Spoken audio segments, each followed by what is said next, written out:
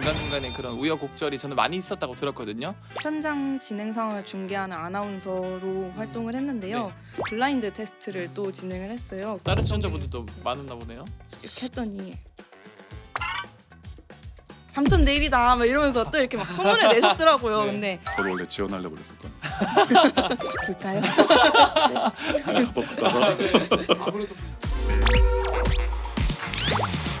이번 4차 발사를 통해 누리호는 세계 우주 기술 경쟁에서 한 명의 주자로서 당당히 자리를 잡았다고 할 수 있을 것 같은데요. 4차 발사를 처음 준비할 때부터 누리호가 하늘로 날아오르는 그 순간까지 두 분께 정말 많은 일이 있었다고 들었습니다. 두 연구원분 모두 발사 당일에 또 특별한 일을 했다고 들었는데 박주은 연구원님은 무슨 일을 하셨나요? 누리호 4차 발사 현장 중계를 이제 진행을 했었고요. 네. 이 현장 중계하는 MC 뽑았을 때도 그렇고 컨셉을 이렇게 막 만들어 주시더라고요. 네네.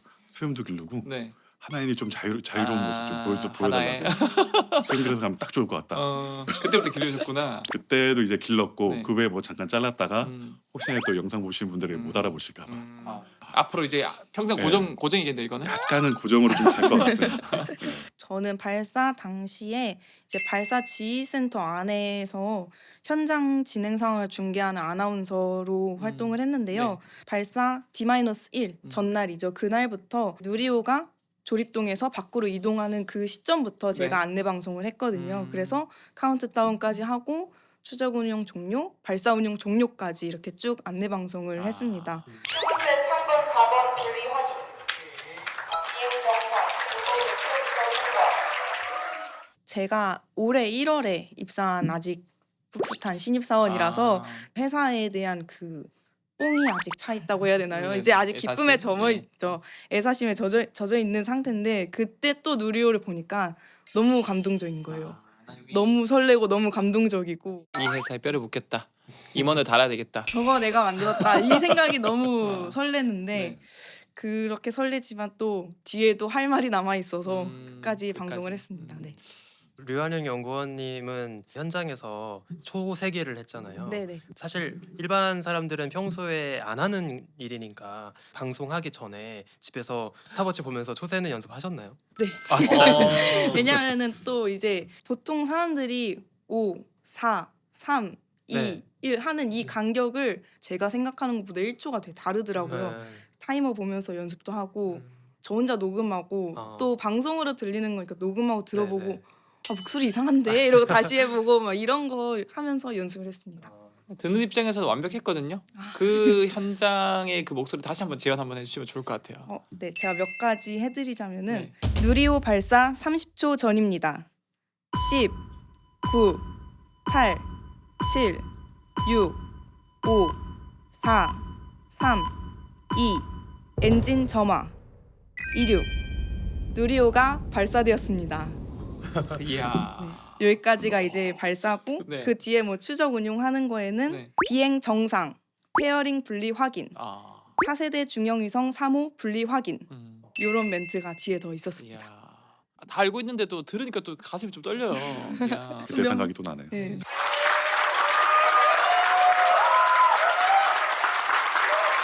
몇몇 분들은 이렇게 말하다가 요거를 하니까 너 아닌데? 목소리가 너가 아닌데 왜 평소에 이렇게 말 안 해? 이런 분들도 있었습니다. 네. 두 분 이제 생중계 그리고 오퍼레이션 하게 된 계기가 있나요 혹시? 저는 원래 생각은 없었는데 네.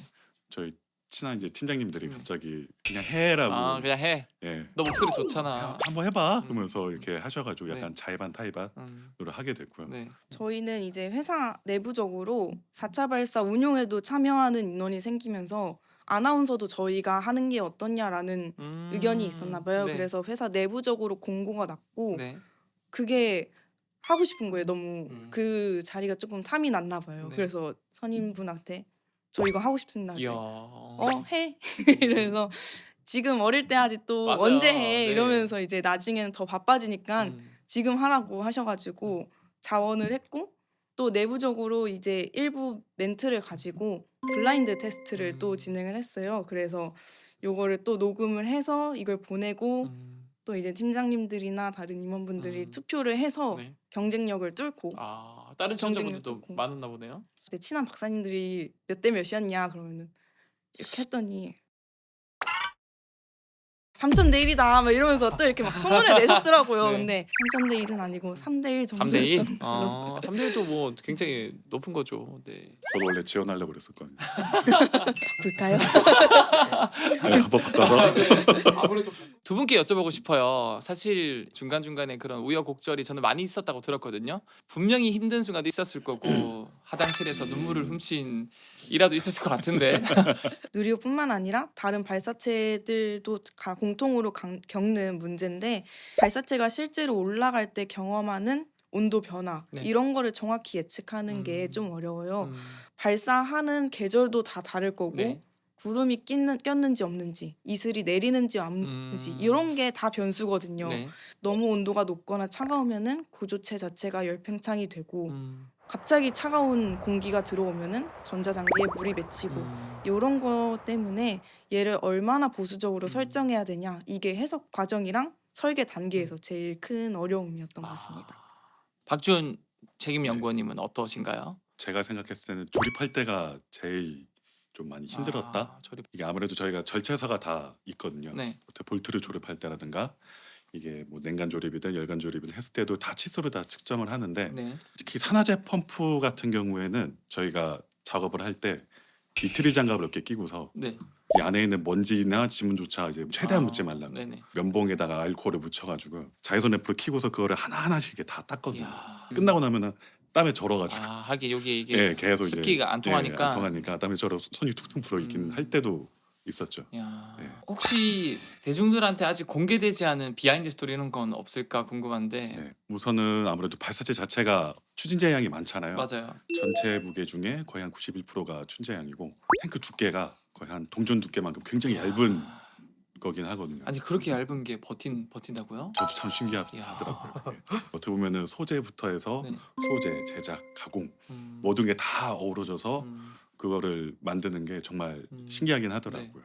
그리고 또 한편으로는 사람들이 많이 좀 물어보는 네, 건데 네. 주변에 이제 지인들이 야, 저거 날아가는 각도가 좀 심상치 않은데 ICBM 만드는 기술 아니냐 말은 그렇게 하는데 근데 독립 발사체입니다. 이거를 좀 오해를 하시긴 하는데 그 하나서 그런 또 건 뭐- 무기도 만들잖아요. 그렇죠 방산계열이라서 안 싫었습니다.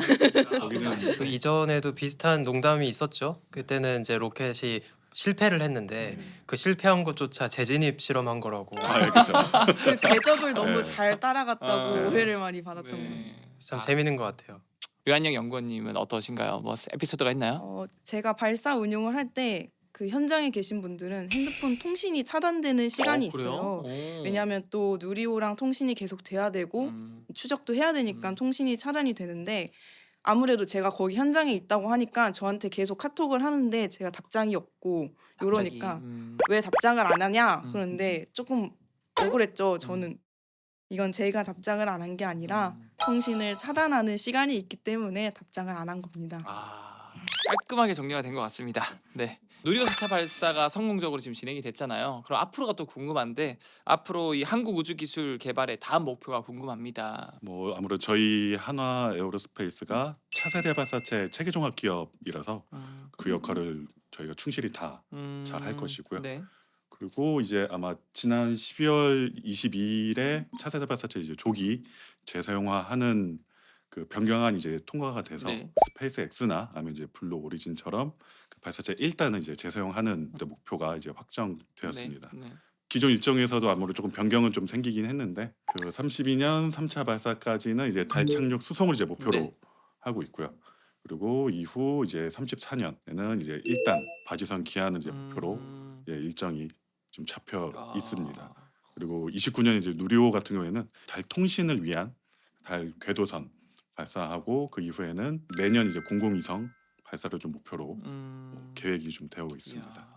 좀 더 먼 미래에도 계획이 있나? 뭐 2040년대나 네. 뭐 45년대. 40년도에는 지구 저궤도에 이제 우주 공장을 좀 지어서 반도체하고 그 신약을 제조하는 건데 달에서는 아무래도 희귀자원, 이제 히토류 같은 이제 희귀자원을 이제 채굴 해서 우주 경제 용토 확장이라는 목표를 가지고서 네. 계획을 이제 구상 중에 있고요. 차세대 발사체 말씀해 주셨잖아요. 네. 이게 그러면은 이 우주청이랑 항우연이랑 하나에어로스페이스가 같이 네. 개발을 하는 거라고 볼 수 있겠네요. 네, 맞습니다.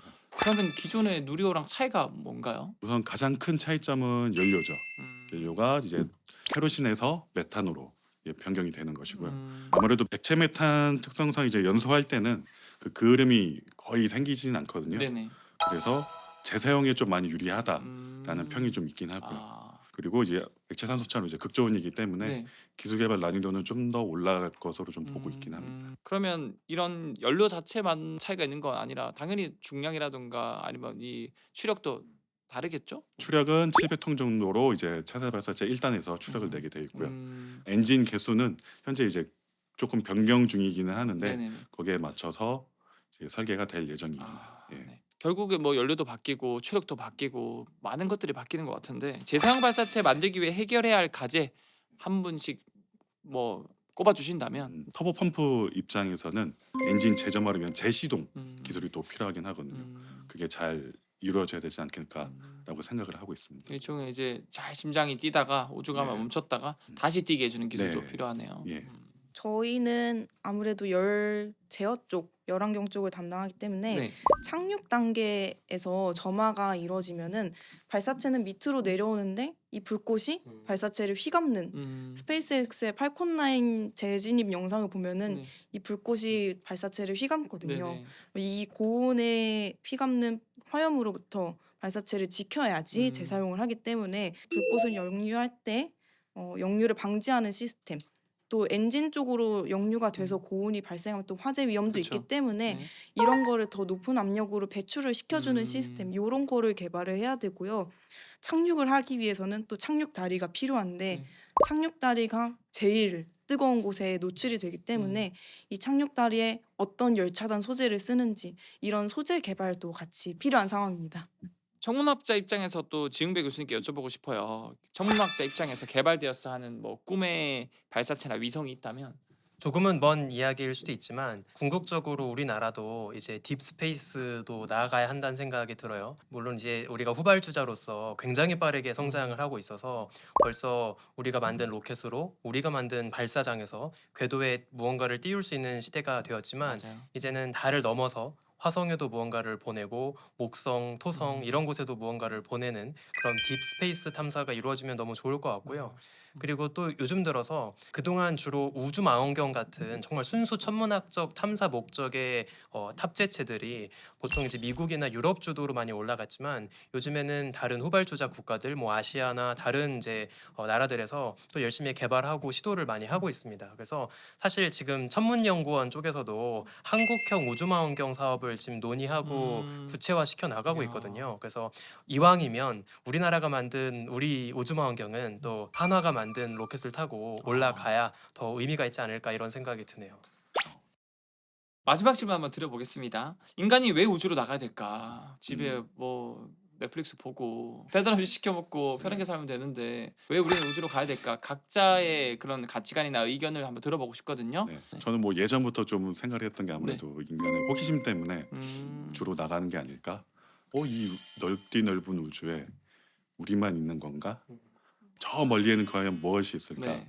라는 그런 호기심 때문에 호기심. 아무래도 우주로 나아간다라는 생각이 좀 들었습니다. 저도 비슷하게 생각을 하는데 저는 우주를 표현하는 가장 좋은 단어가 미지의 세계라고 생각을 해요.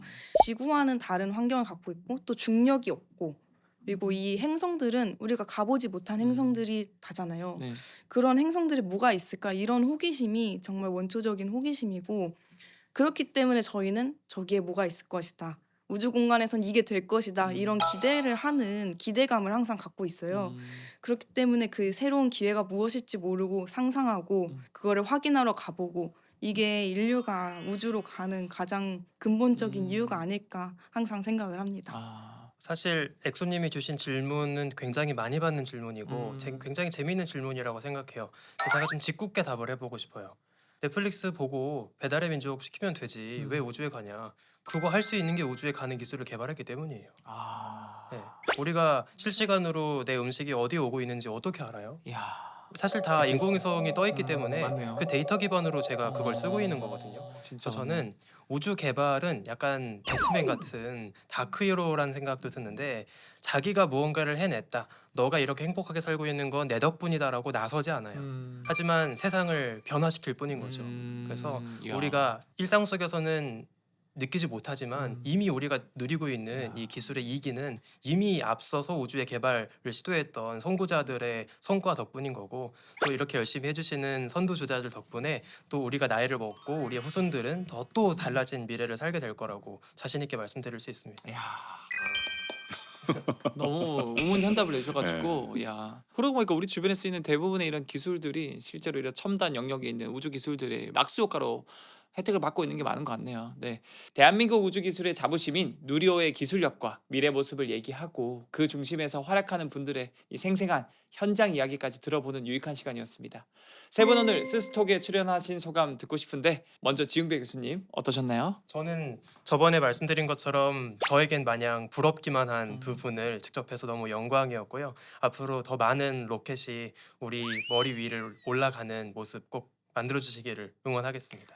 우선은 누리호 4차 발사 현장 중계하면서 이 자리까지 좀 앉게 되긴 했는데 네, 매우 영광으로 좀 생각을 하고 있고요. 또 이렇게 영상으로만 보던 분들을 또 직접 뵙게 돼서 너무 즐겁고 재밌었습니다. 네. 감사합니다. 네. 저도 4차 발사 현장에서 아나운서를 하면서 여기까지 와서 방송을 했는데요. 제가 그 현장에서 느꼈던 생생함과 떨림을 조금이나마 전달해 드릴 수 있었던 자리 아닐까 해서 굉장히 영광스럽게 생각하고, 저도 유튜브 보면서 뵀던 분들과 같이 네. 얘기를 나눠서 너무 재밌었던 것 같습니다. 어때요? 실물이 나아요? 아니면 유튜브 나온 게 나아요? 아, 실물이